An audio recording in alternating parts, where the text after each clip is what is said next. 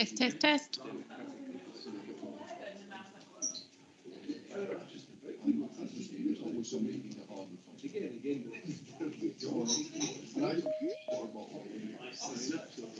Test, test, test.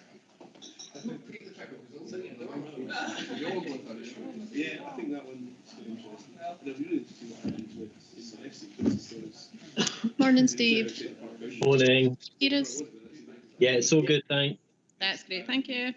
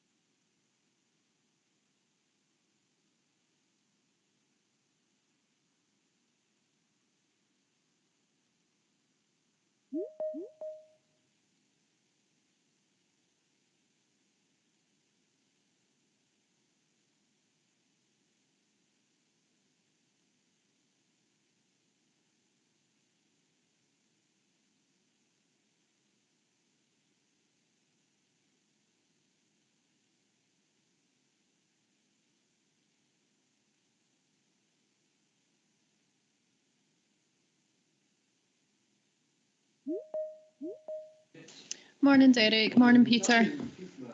Good morning. Morning. Yeah, just double checking you can hear us okay. Can you hear me? Yep, all good. Thank you very much.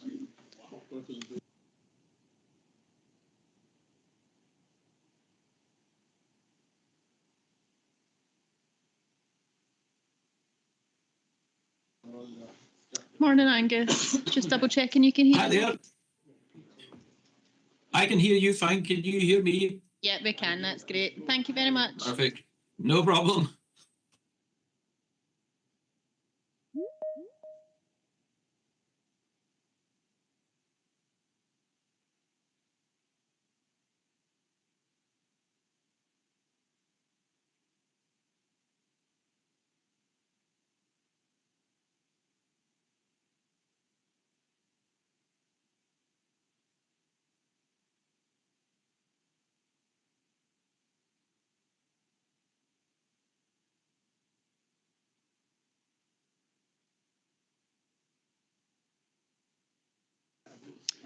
Morning, Hannah.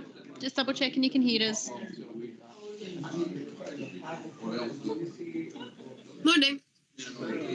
Perfect. That's great. Thank you.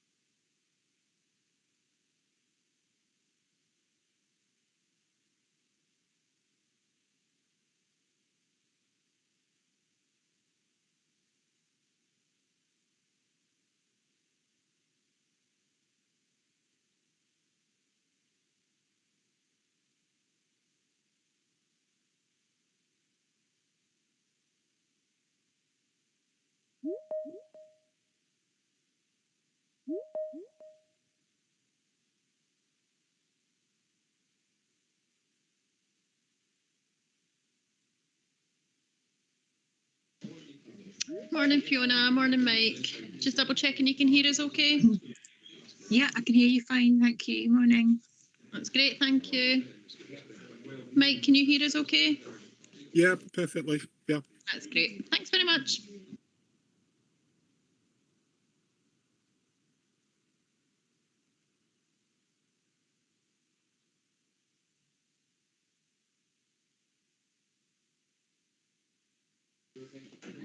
Morning, Ian. I'm just double checking you can hear us okay. Yeah, hear you fine. Perfect. That's great. Yep, we can hear you. Thank you.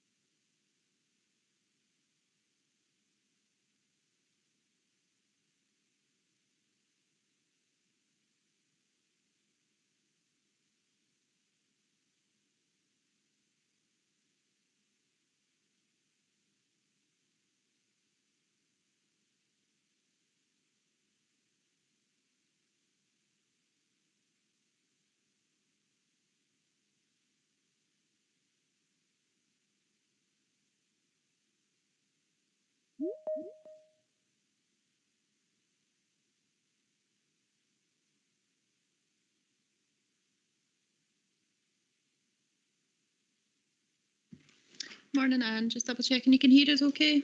Yes, I can. Thank you. Morning. That's great. Thank you.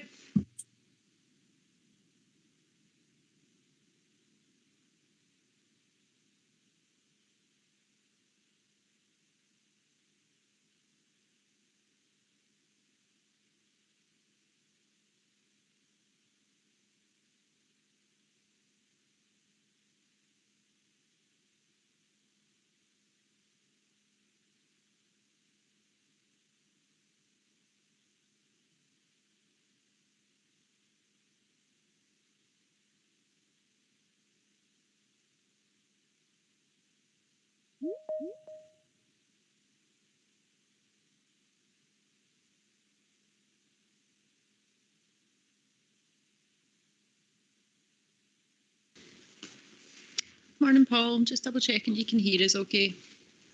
I can hear you fine. That's great. Thank you.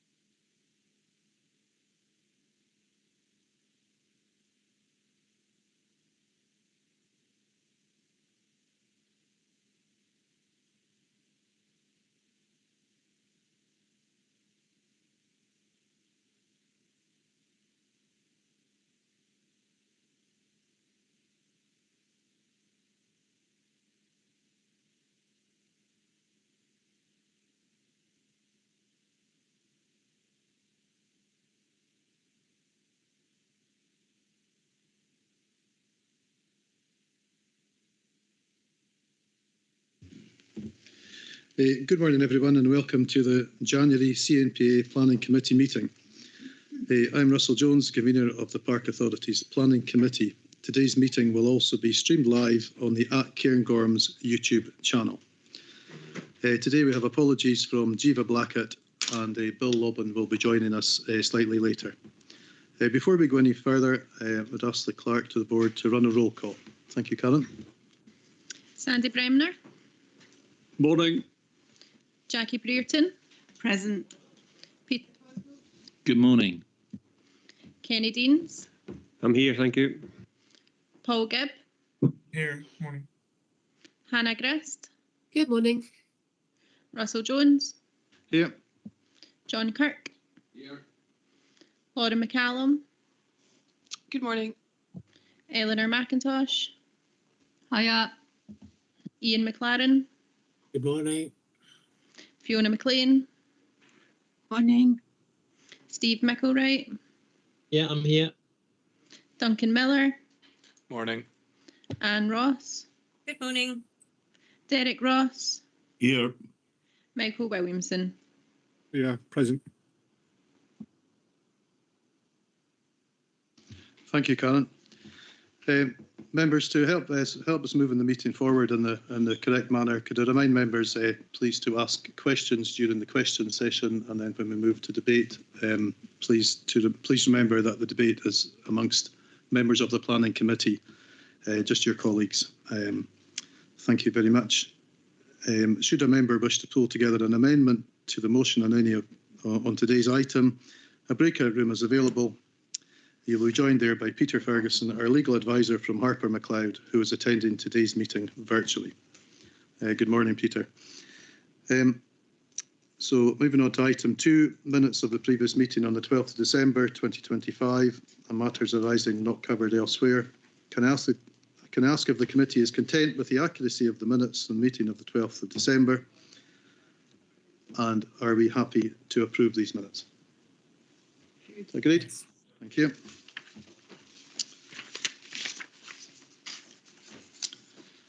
We will take the draft minutes in the confidential session. Item 3, matters arising. Actually, there's no action point updates, and there's no other matters arising from the previous meeting. Item 4 in our agenda, declarations of interest. Can I ask if we have any declarations of interest today? Okay, thank you. So moving on to our paper today, item 5, it's application for detailed planning permission, change of use of land to form extension to existing caravan site, including formation of 18 motorhome pitches and 6 static caravan pitches, timber boardwalk to connect with existing path and associated works and landscaping at Invercald Caravan Park, Glenshee Road, Braemar. This will be introduced by Katie Crowder, our planning officer. The recommendation is to approve subject to conditions. We will also have a presentation after this from Mr. Angus McNichol of Invercald Estate, who will be online. But to lead us off, we'll ask Katie to present this paper. Good morning, Katie. Thank you. Morning. Thank you, convener.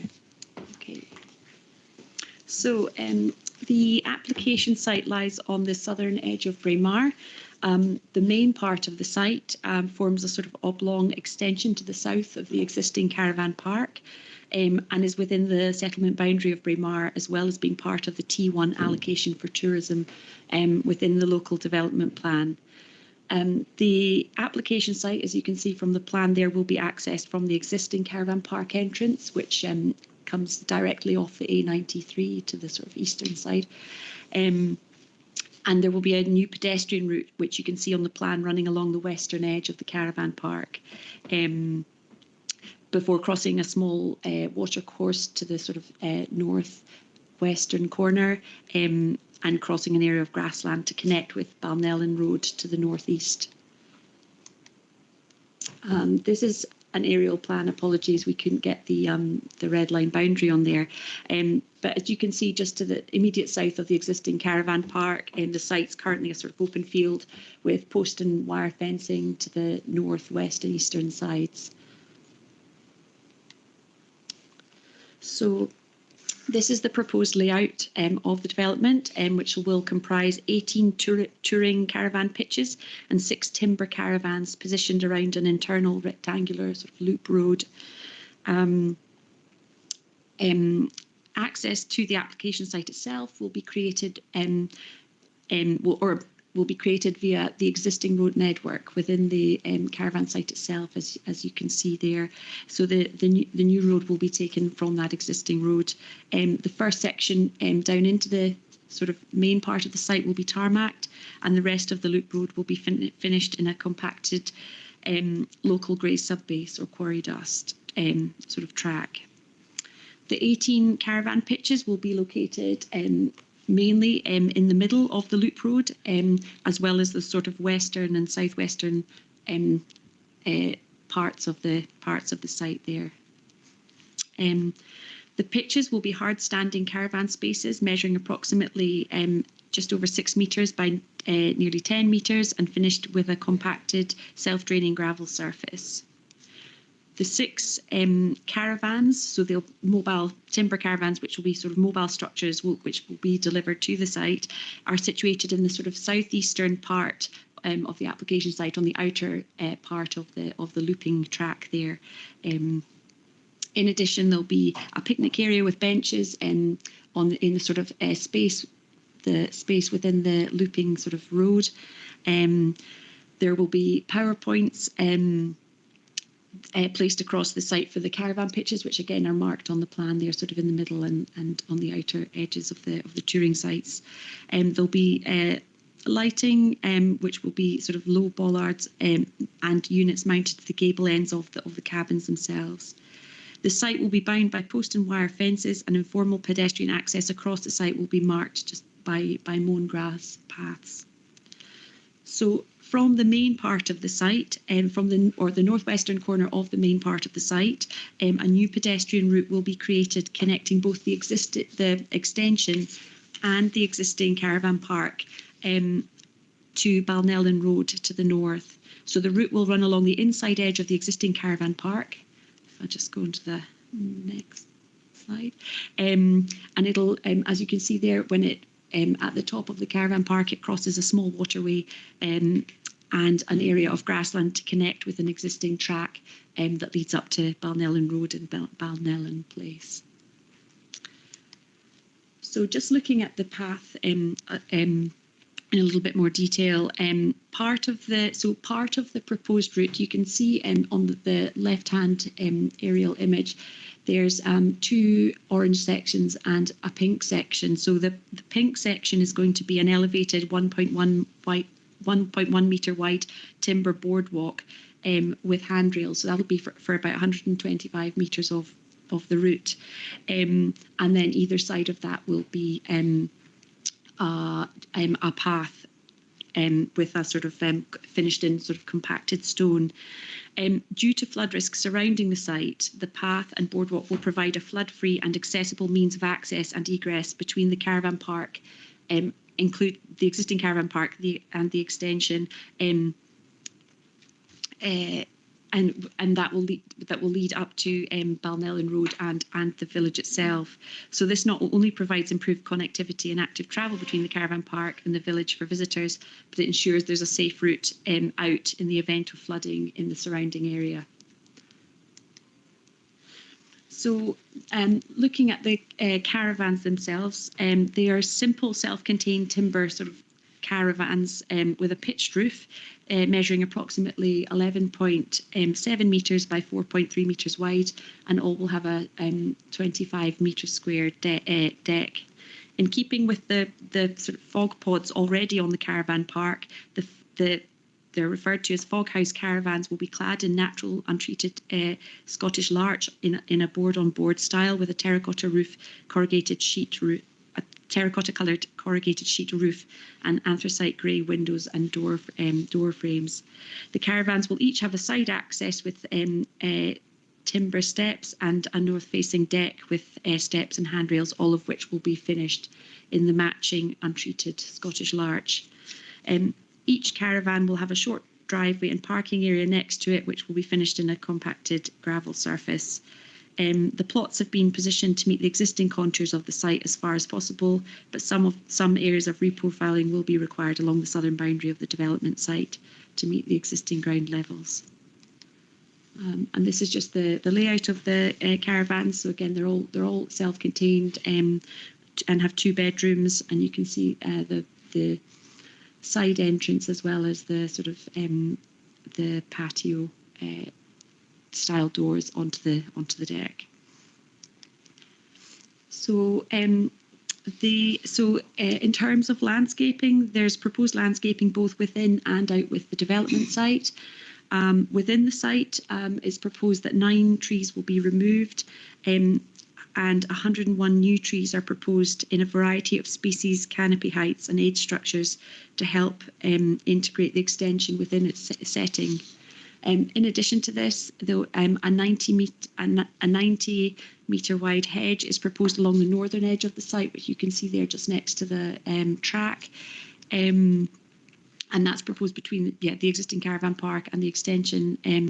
Much of the site itself will be seeded in grass, which you can see is all the sort of green areas using an amenity grass mix, along with areas of wildflower planting, which you can see in the sort of yellowy or paler green colour around the edges. And that will be an upland hay meadow mix. Further landscaping is proposed out with the site, and this is on land that is within the control of the applicant, and this is to screen and filter the wider views to the proposal. So this will include planting 800 trees in groups as whips, as you can see on the plan, and these will provide screening closer to the road. In addition, there'll be a 210 metre long hedge along the A93 to the east of the site, again, which you can see there on the plan.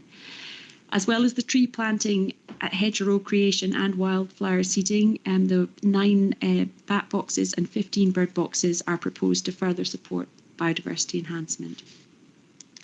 So just looking at some pictures of the site here. So this is a view from, you can see the A93 just on the sort of right-hand side there, and this is just towards the caravan park, the existing caravan park. Now, I think this photo is just to show that, as well as obviously the landscaping proposed to the immediate south of the site, there's these there's like a steep slope, and there's these sort of mounds. So even by the sort of natural landform there, the site will be fairly well hidden. This is further along the A93, and again looking towards the caravan site itself. You can see just the red tops of the existing fog cabins, and that's where the site's located. And as you can see, there is some planting along here, along the side of the A93 here, but this is also where the new hedge will be situated, which will again provide a bit of screening. So this is the view from the site onto the site from the southeastern corner. So looking towards again the existing caravan park there. You see the existing fence on the right there.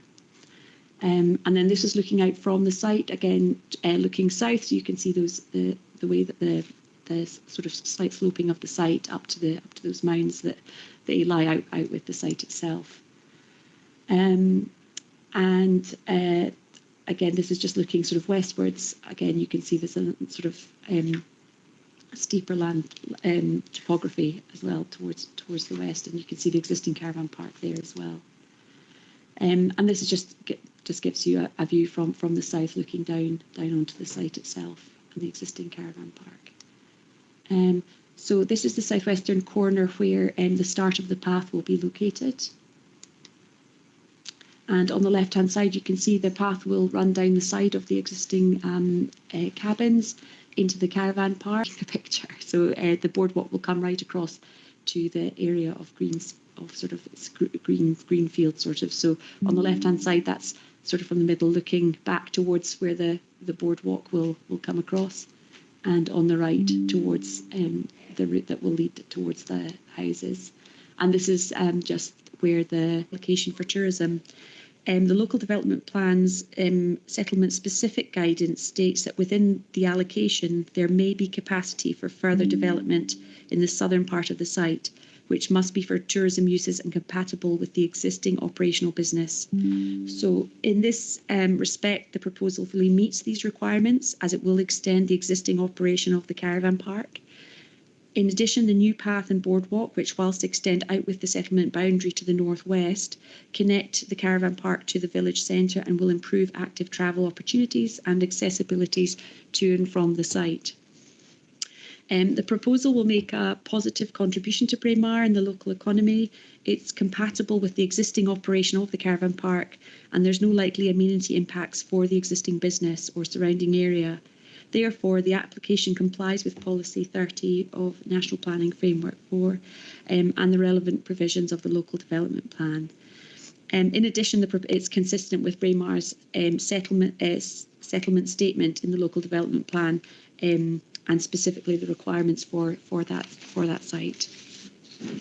So, in terms of flood risk, whilst the development site does not lie within a flood risk area, it is surrounded by flood risk, including within the existing caravan park itself. A flood risk assessment for the site was undertaken, which confirms this. However, it highlights that to facilitate this development, a flood-free access and egress route would be required. The proposal therefore includes a Disability Discrimination Act or DDA compliant boardwalk elevated above the flood risk, which takes into account climate change plus freeboard in the event of a flood. SEPA are satisfied with this approach and don't object to the application. They have recommended that signage is installed to warn of potential flooding and that an evacuation plan for flooding events is required, and this has been conditioned. So on account of the surrounding flood risk, the DDA compliant boardwalk provides flood-free access and along with the proposed conditions, it meets the relevant requirements of NPF 4, the Local Development Plan and SEPA's guidance in relation to flood risk. In respect of ecology, the development site lies to the east of Cluny Water, which forms part of the River Dee Special Area of Conservation, and the proposed boardwalk will cross a tributary of it. Therefore, a construction environmental management plan will be conditioned to ensure that the water environment and the SAC are appropriately protected. There's also potential for the construction to impact on Atlantic salmon and breeding birds, so conditions on the timing of works has also been included, as well as pre-commencement checks for protected species to ensure that the proposal complies with the relevant natural heritage policies. The proposal also includes the removal of 9 trees. However, most of the existing trees around the site will be retained and there will be on-site compensatory planting for this, along with the extensive planting out with the application site, which will also enhance biodiversity on and around it. So, as well as the planting, there's the 2 proposed hedgerows, as well as wildflower planting on the site, the bat boxes and the bird boxes, which will all make a positive contribution to biodiversity enhancement. And the proposal therefore meets the requirements of NPF 4 Policy 3 for biodiversity. In respect of landscape and design, the proposal, as we've set out already, that includes extensive tree and hedge planting within the site and to the south and southeast, which will minimise the views into the development site. The on-site planting will create containment of the extension and integrate it within the wider setting of Braemar. The 800 tree whips to be planted beyond the red line boundary will over time provide further screening from the A93 and reflect the character of the existing tree groups to the west. The hedge that will be planted on the northern side of the development site will provide some containment and screening between the extension and the existing caravan park, and the other hedge along the western edge of the A93 will provide further screening from the road. In addition, as shown on the photos, the topography to the immediate south of the development site rises to a mound, which also provides natural screening to the south and southeast. In addition, the design of the caravans is sympathetic to and reflective of design within the existing caravan park, and with the proposed landscaping will integrate well within its surroundings. Therefore, it's considered that subject to the recommended conditions, the proposal meets the LDP requirements for the site, that the site must ensure integration of the development within the surrounding landscape and complies with the relevant NPF4 and local development plan landscape policies. Finally, access and accessibility. As set out in the report, there are no issues in respect of the existing access to the site.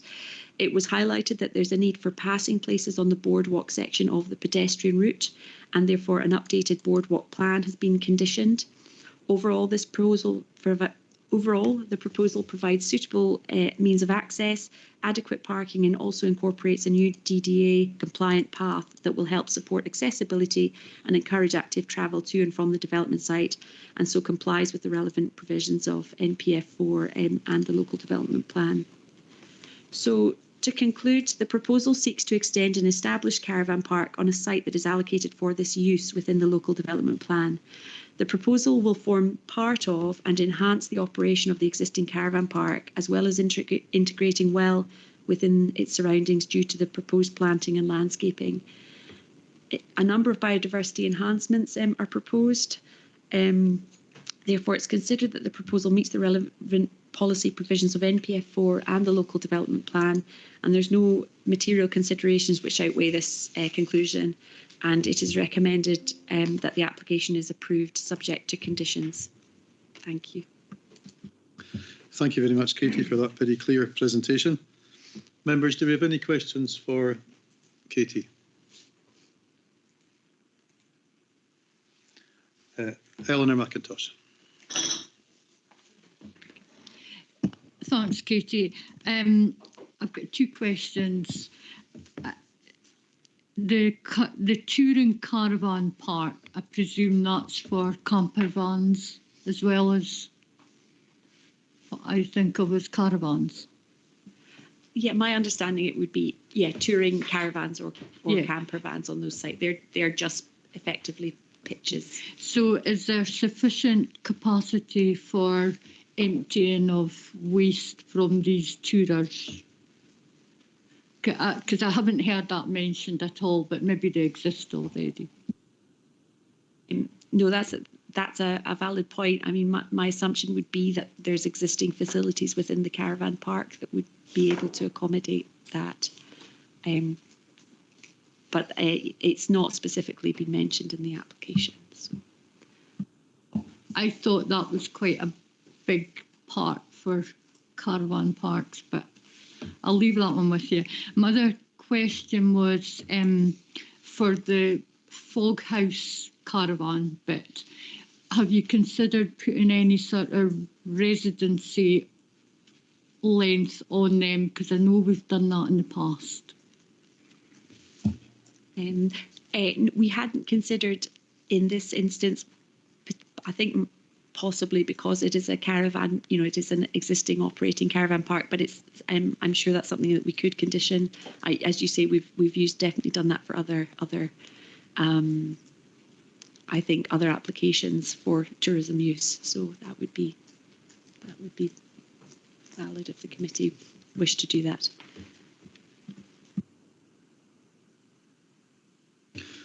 Okay, thank you, Eleanor. Kenny Deans.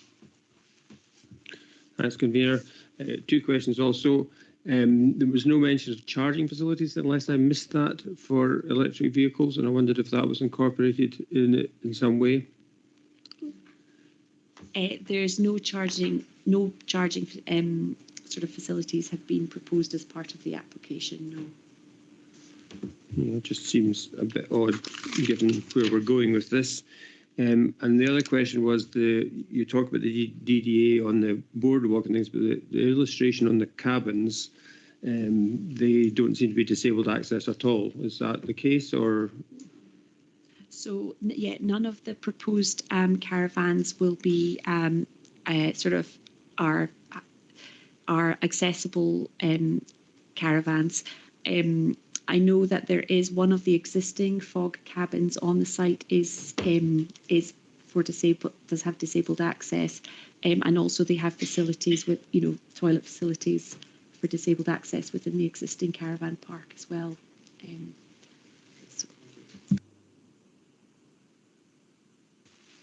Thank you. Any other questions, members? Okay, Mike Williamson.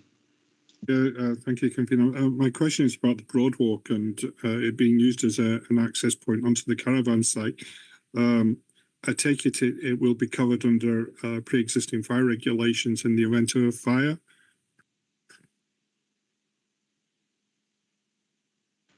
Yes, it would.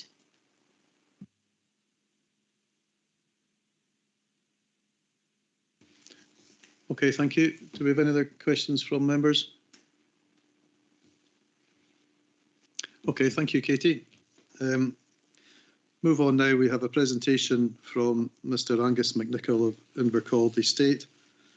Good morning, Mr. McNichol. I appreciate that the road conditions are not very good on your side of the hill this morning, so thank you for joining us online. You have 10 minutes to address the committee, and I will let you know when you have used up 9 of them. Thank you. Thank you very much. My name's Angus McNichol. I'm the Chief Executive of Invercald Estate, and I'm very grateful for the opportunity to address the committee today and propose to do so briefly to highlight certain aspects of the application to expand Braemar Caravan Park. I'm sorry not to be able to join you in person today due to the snow. This proposal has come forward due to the increased demand for both holiday accommodation and caravan and motorhome facilities we have experienced at the existing park since COVID. We focused on this particular site as it is expressly allocated for tourism in the current Cairngorms National Park Local Development Plan. The current caravan park is the only one in Braemar and is therefore important given the village's popularity with tourists. The Community Council recently identified that 41% of houses in Braemar are either second or holiday homes, which significantly reduces the number of houses available for permanent accommodation for local people.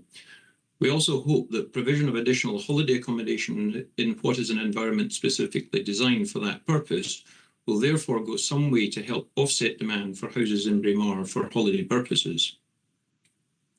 It is intended that the proposal will help secure the long-term economic sustainability of Braemar Caravan Park, including the 4 permanent jobs it provides.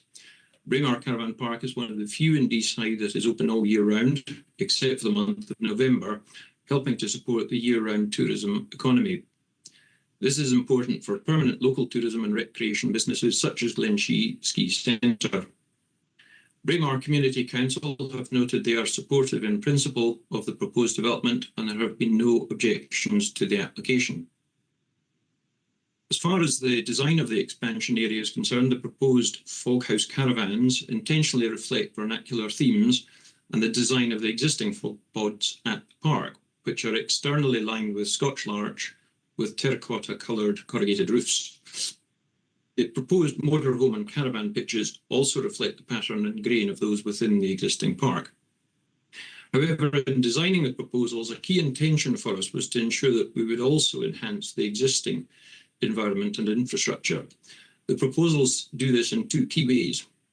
Firstly, the proposed expansion site is out with flood risk area for a 1 in 200 year plus climate change event.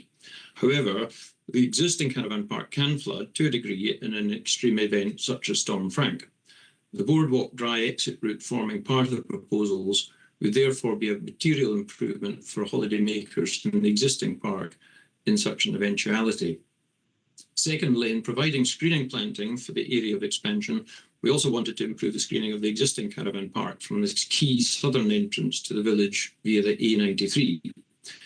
It is proposed that this will be achieved by significant hedge planting and the planting of around 800 trees using native species including birch, aspen and rowan between the A93 and both the proposed expansion area but also the existing caravan park.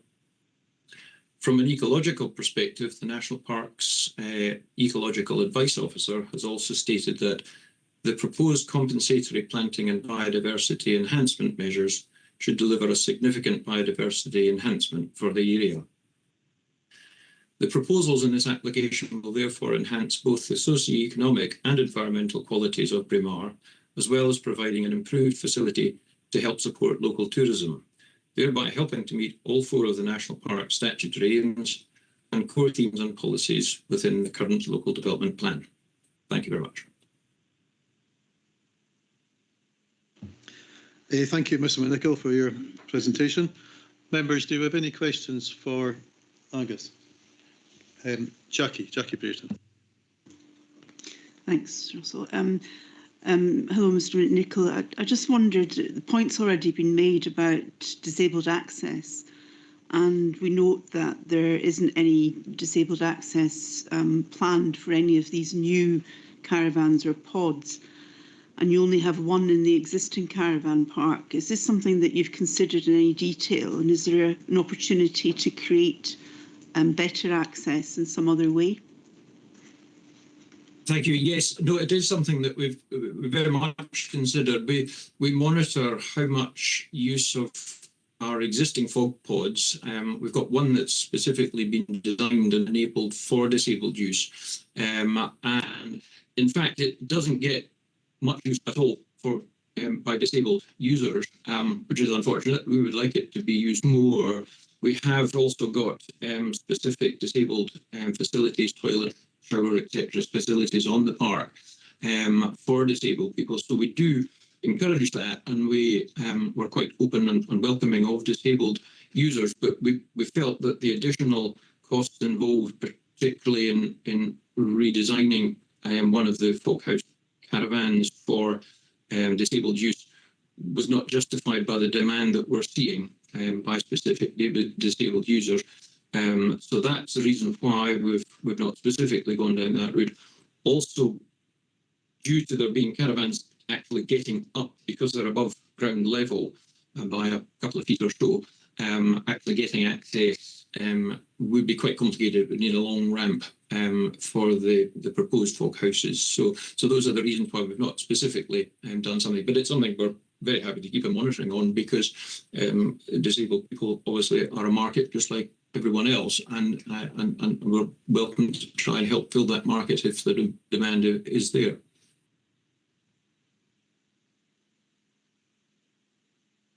Okay, thank you. Mike Williamson.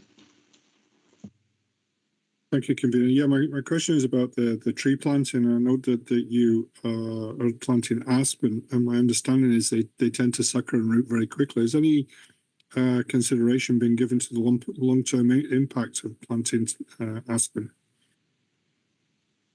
Yeah, I mean, we've got quite a lot of aspen on the estate already, and we've been planting some more recently elsewhere. So it's something that the planting that's proposed is for us very small scale in relative terms. The areas of tree planting are all proposed to be rabbit fenced. We have a fair number of rabbits in the area, unfortunately, and obviously sheep and cattle fenced as well. So we have our own forestry department and help with maintenance, but I'm not envisaging any major problems. At some point, hopefully, the fencing could be removed, and then the aspen will, like all the other trees, be affected by nature in the usual sort of a way, and we're quite happy to let nature sort of do its own thing with regards to that. Okay, thank you. Eleanor McIntosh. Hi, Angus. Can I ask you the same question as I asked Katie about the waste provision? Is there sufficient provision for the additional use on site already? Yes, so we specifically approached Scottish Water, both asking about waste disposal, foul waste disposal and water provision, and they've confirmed that there is capacity for both for the expansion area.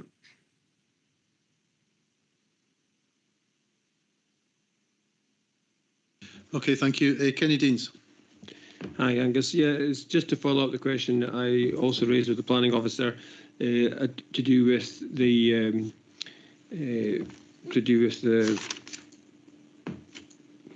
sorry, excuse me. To do the charging. Was that a financial decision not to incorporate that as part of these plans? Well, actually, all our caravan park plots sites at the moment, and indeed the proposed new ones will have, and do have, the existing ones have a charging point. Effectively, because we've got bollards, electric bollards, which go to each pitch, there is a very small adapter one needs, and one can plug in one's car or whatever to recharge it. So we've actually got about 95, I think it is, charging points at the moment, and the expansion will have another 18 effectively that could be used for charging vehicles. Okay, thank you. Are there any other questions for Mr. McNichol, members? Okay, thank you. Katie, would you like to come back on any of the points that have been raised there? No, thanks. Okay, thank you very much. If there are no further questions, members will now move to debate. So members debate. Do any members like to raise anything? Pete Cosgrove. I'd just like to commend the plans and Katie's report on the ecological detail. I found understanding species mix and where things were going and what was going where to be thorough and convincing, and so thank you for that. It's not always been the case, and I've made this comment on a few other applications, but this is really good. It's good to see, and I think the biodiversity enhancements are spot on for a development of this size. Okay, thank you, Pete. Sandy Brown.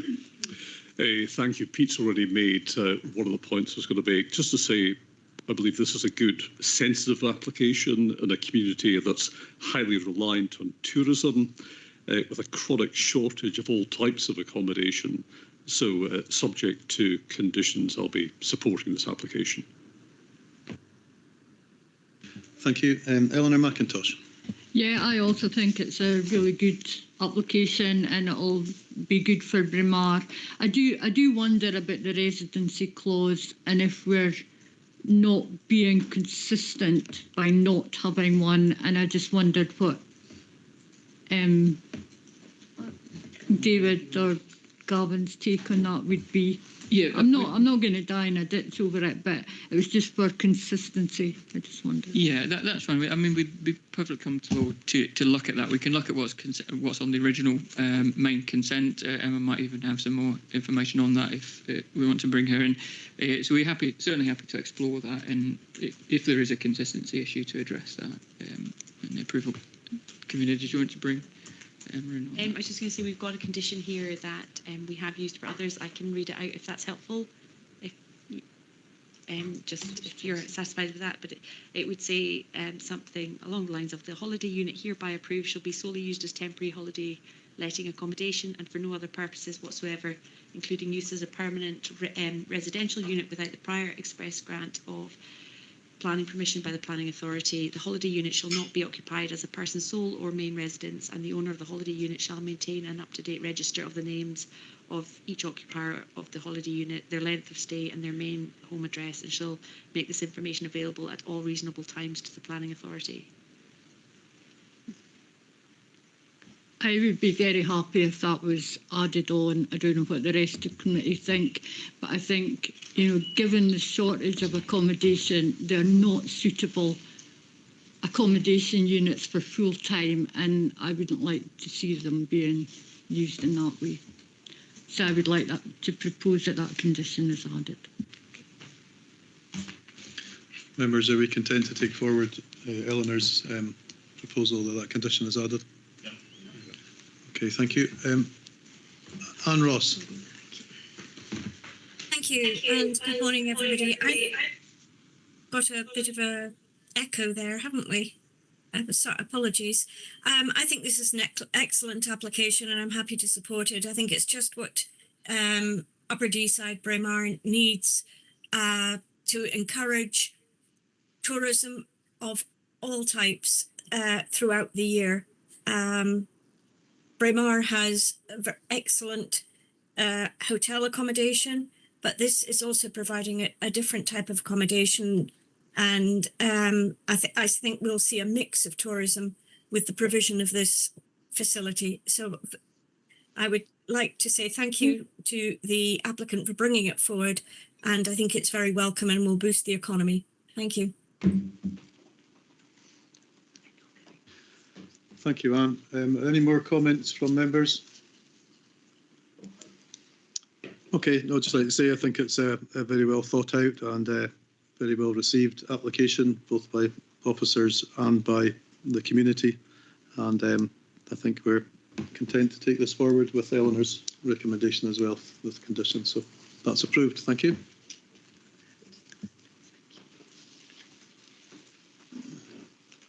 Moving on to item 6.